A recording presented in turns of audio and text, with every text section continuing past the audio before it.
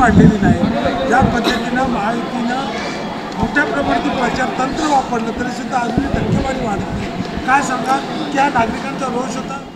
नाही, मला असं वाटत नाही। याची कारणं विविध असू शकतात, पण मी तुम्हाला जबाबदारीने सांगते की विविध महाराष्ट्रातल्या लोकसभेमध्ये मी त्या ठिकाणी प्रवास करते। आज भिवंडीची माझी जवळपास 34वी लोकसभा आहे आणि त्या ठिकाणी लोकांचा प्रचंड असा उत्साह हा मतदानाच्या दिवशीही मला त्या ठिकाणी दिसलेला आहे। टक्केवारी कमी झाली आहे हा तर तसं बघितलं तर थोडासा चिंतेचा विषय नक्की आहे, परंतु त्याची कारणं विविध आहेत। ज्या ठिकाणी आम्ही जातोय त्या ठिकाणी मोदीजींना वोटिंग करण्यासाठी पुण्यासारख्या तुम्ही ठिकाणी बघितलं असेल तर सकाळी 7 वाजता मतदान केंद्रांसमोर मोठमोठ्या रांगा लागल्या होत्या। अशा विविध ठिकाणी जिल्ह्यांमध्ये आपल्याला दिसत आहेत, परंतु एवढं मी नक्की जबाबदारीने आपल्याला सांगू शकेन की मतदारांमध्ये प्रचंड उत्साह आहे। अब की बार 400 पार आणि फिर एक बार मोदी सरकार आणण्यासाठी या देशातला नव मतदारापासून तर वयोवृद्धांपर्यंत सगळ्यांमध्ये उत्साह पाहायला मिळतोय।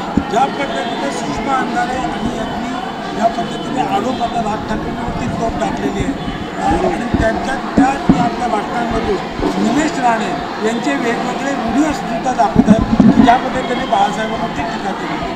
मला असं म्हणायचं आहे की राजसाहेब ठाकरे यांचं कर्तृत्व आणि त्यांच्यावर बोलणाऱ्या या सगळे सटरफटर यांना आपण फारसं महत्त्व देऊ नये। यांचं योगदान काय आहे हे आपण पाहायला पाहिजे।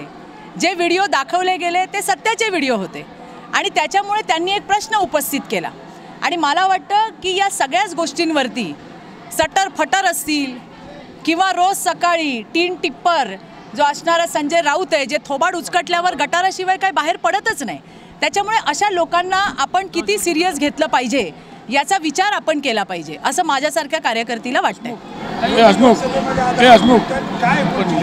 नाही, मला फार उत्साह दिसला। आज मी आमच्या संतोष अण्णासोबत, आमचा हर्षल या सगळ्यांसोबत, आमच्या तावरेताई आहेत, आमच्या ममताताई आहेत, या सगळ्यांसोबत मगाशी कुठे गेलेलो, मीठपाड्याला गेलो। आत्ताही तुम्ही पाहिलं आहे ही सगळी लोक या सगळ्या परिसरातली लोक आहेत आणि खूप काम या ठिकाणी चाललेलं आहे। या भिवंडीचा नक्षा बदलायचं काम हे त्या ठिकाणी कपिल पाटलांच्या माध्यमातून झालेलं आहे। मोदीजींच्या सगळ्या योजना यशस्वीपणे भिवंडी लोकसभेमध्ये आणण्याचं काम कपिलजींनी केलं आहे। मला असं म्हणायचं आहे की राजसाहेब ठाकरे यांचं कर्तृत्व आणि त्यांच्यावर बोलणाऱ्या या सगळे सटरफटर यांना आपण फारसं महत्त्व देऊ नये। यांचं योगदान काय आहे हे आपण पाहायला पाहिजे।